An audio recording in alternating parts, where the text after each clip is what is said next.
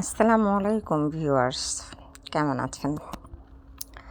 আমি একটা pudding recipe নিয়ে আসছি, ড্রাগন দিয়ে বানানো।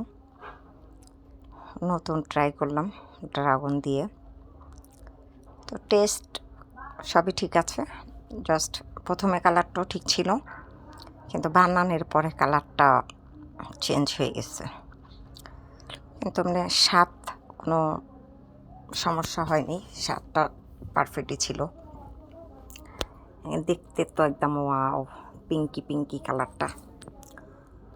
আমার তো ভালো লাগছে, আপনাদের কেমন লাগছে জানাবেন। ভাবছি মাইক্রোওভেনে বানাবো, কিন্তু আমাদের এখানে ঠিকমতো কারেন্ট থাকে না।